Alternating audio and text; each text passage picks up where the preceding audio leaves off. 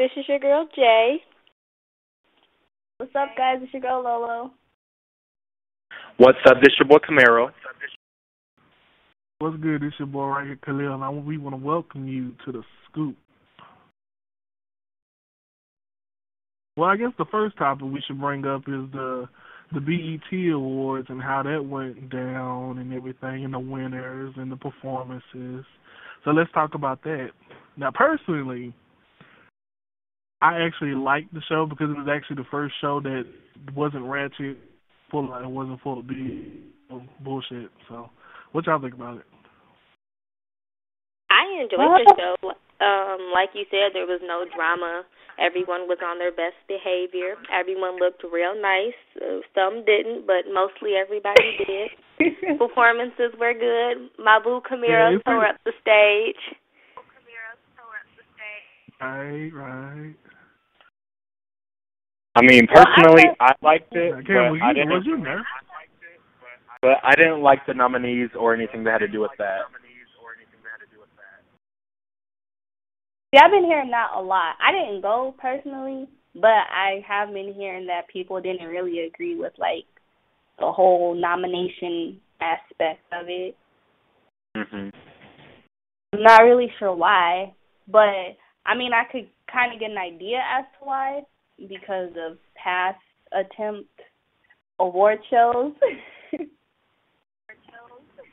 There's just a lot of favorite playing. But I just knew a lot of people got really upset because their performances got cut out and they weren't really notified in advance or told that they were no longer going to be performing. That would make me mad, too, if I spent all these credits getting my stuff together and then find out that I'm no longer performing and I wasn't told anything until, like, the day of. Mm-hmm. Or I didn't get told anything at all. Right. Like, with the nominees... Well, it was a lot that actually changed with that award show. Yeah, because from me talking to Aaliyah, she said a lot of people dropped the show. Well, I knew that she had a lot of real-life personal issues going on as well. And I feel like if that was the case, I mean, sometimes you can't really do nothing about that, but she should have sent out a message letting everybody know, hey, this is what's going down. On this day, you know, I might not be there. Or, you know, on the day of, let everybody know, hey, I'm not going to make it online. I'm sorry. Right. People who are performing today, you're not going to perform because I'm not going to be able to be there. Or exactly. Or going into a next weekend, you know?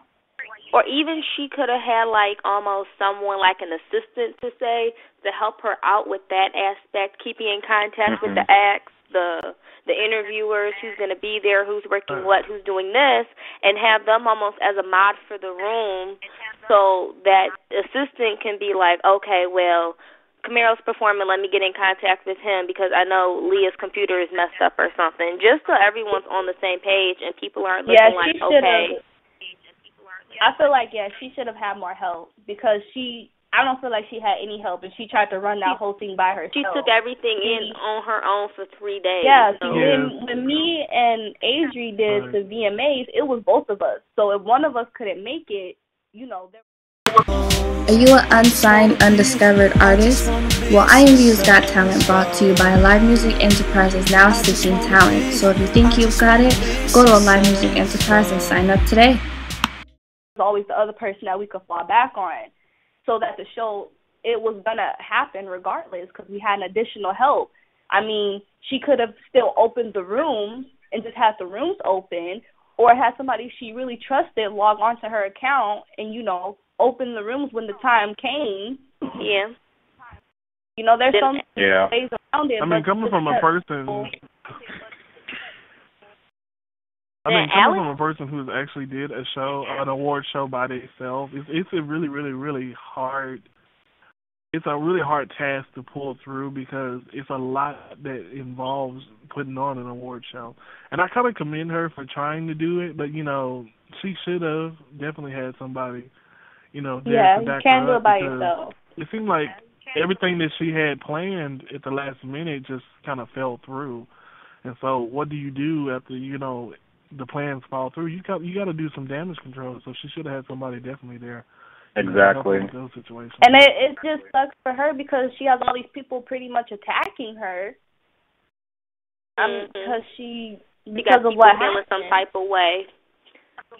And I'm like, it shouldn't be like that. Like, real life happens. You can't control it. And if she would have had that, if she was going through something in her, yeah. If she was going through something in her personal life, there's nothing that you can. We all know that real life comes before, we do. But at the same time, I feel like things would have been better on her if she had somebody there to back her up, and if she did, then it kind of sucks for them to, to bail out on her, because that's a very big production to pull off. You got your stars there, huge. You have people that's performing, then you have, just in the calculations of the awards and the nominations, you want to make sure.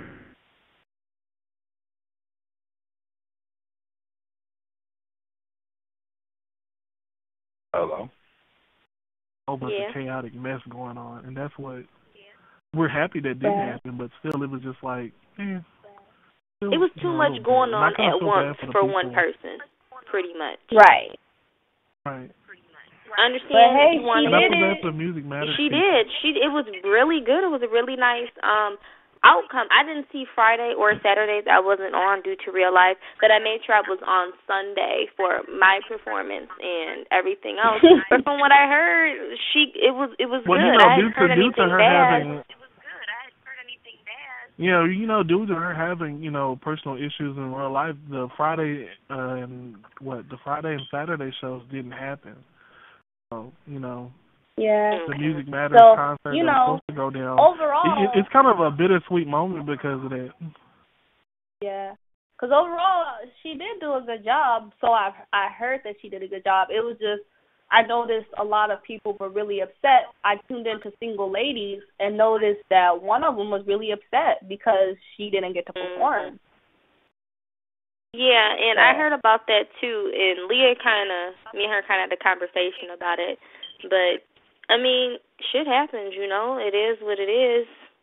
I would be mad too if I was supposed to perform and I wasn't able to, but it was something she couldn't. It wasn't something that she had control of. Forgot about her performing, so that it's kind of like it can be taken either way. You did forget. It can be taken as that, or it can be taken as, you just didn't want me to perform, so you just said fuck it. That happens sometimes, though, because... Go ahead. That happens sometimes, though. People do forget about people performing. But, if you're asking them to perform, you should know who your performers are, and when they're going to perform. People live. Yeah, exactly. Instead of us, messaging them all the time. No, you should know who your performers are. And having to pull them to the room. Exactly. And then it was a big name at that. People wanted to see her perform. She was like a headliner. And at the end of the day, it all comes back around to she should have had help. People need to understand. I feel like it just wasn't enough. It wasn't enough. She has security. Security could have been help. But this is what kills me the most about people who want to come into this industry. Everybody thinks it's easy. They think you could just come in and it's just going to be easy. When you want to put on a mass production like that, it doesn't matter if it's something like Mac TV or when I had Wild TV or a award show. It's not easy. Doing it alone, you have to just be so strong to be able to do every single little thing by yourself, from the editing to the planning to the everything. It's hard. It really takes a toll on you. And so people need to understand that you can't just come in here and slide in and think it's going to be easy. It's not. It's not going to be easy. It's hard. And you need help. You're going to need help. You're going to need people on your side. So you just got to think about it. You got to be smart about what you're going to do before you just jump into it and do it. And I also look at it like it's not about what you know. It's more about who you know and how you're going to get those plugs to get into the industry. My pockets look aching, and by the time we start dating, you will be hotter than And they be like, you that little nasty nigga, the one who bank account on swole with the nasty figures. I tell them back. Industry. Because you get like shut down real quick. It's like that in the beginning, honestly, it is. It's about who you know, but once you get in there, it's about what you know, because this goes for the new artists that are coming out there. You might know everybody in the industry, be cool with them. You can be best friends with Beyonce. But just because you know her don't mean that you're going to know how to put out music. You gotta, like her. It's about who you know and what you know at the same time. Because you can't just go into it thinking you're going to be successful because of who you know. Yeah, you got in there because of who you know, but now it's about what you know and how you're gonna how you deliver. Exactly, how you deliver the message to you the folks. Putting out music and your performances are ratchet and you don't know what you're doing. I'm gonna be like, baby, I don't want to see you in concert. I don't want to hear nothing you got to put out there because you're putting out a mess. Exactly. I don't like mess. Exactly, and then too many of these new artists are coming into the industry. What? That's why I don't call them artists. I call them new talent. Because they come in cocky. You can't come into this industry cocky. Yeah, you might know Camaro, you might know Khalil, you might be best friends with Salaj, you might know Tiffany, but that doesn't mean anything. You can't come into this industry cocky. It don't work like that. Because then people are going to be like, you have to go back to...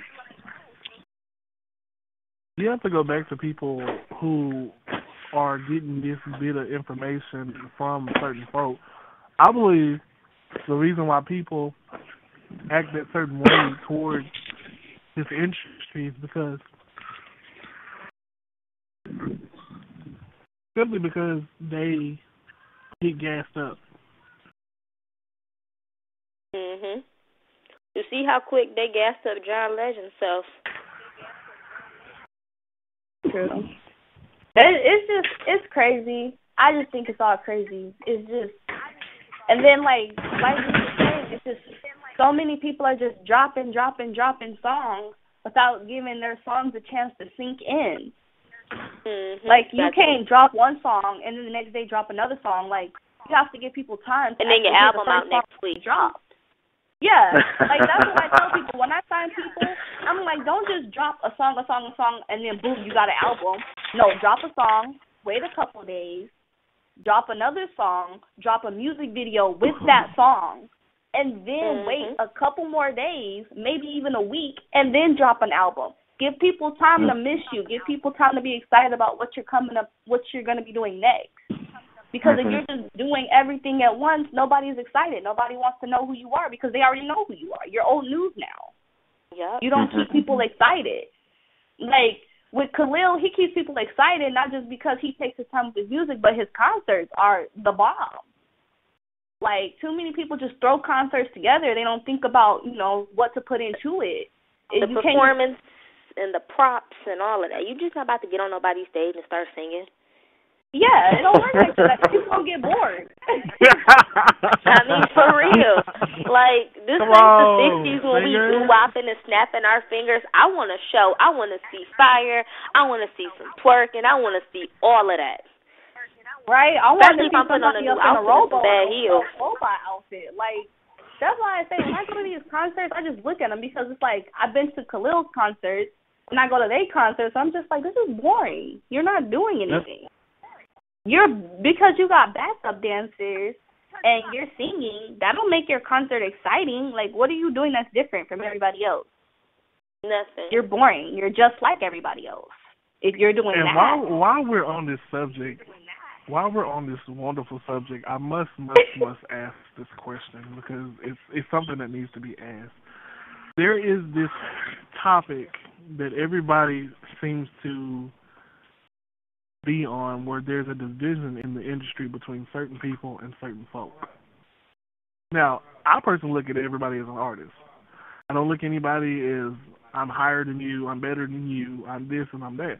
But there is this sort of line cross and division between certain people in the industry. And I just wanted to know, what was your opinion on that?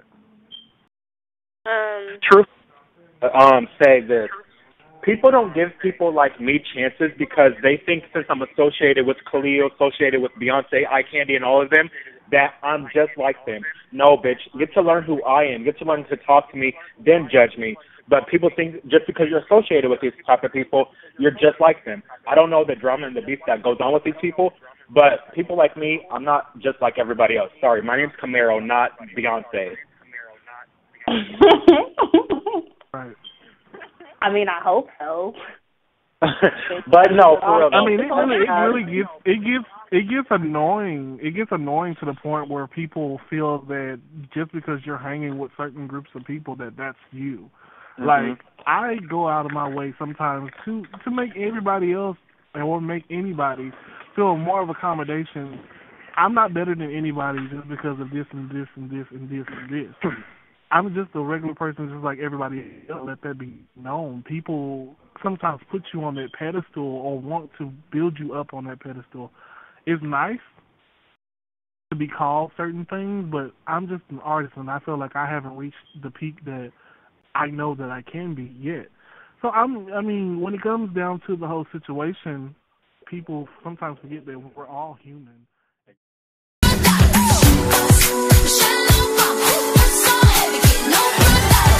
ONFIDENT, that's me, I'm confident. Don't want your compliments, use common sense.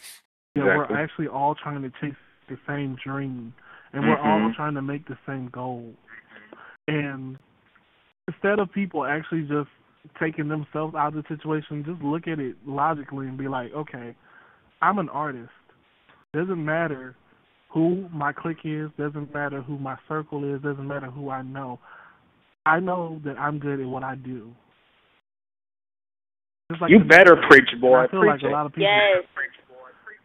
I feel like a lot of people. I feel like a lot of people just don't do that, and that's when those stereotypes come in. Like, oh, well, that crew is better than that crew. It's not like that. We're all equal. We're all the same.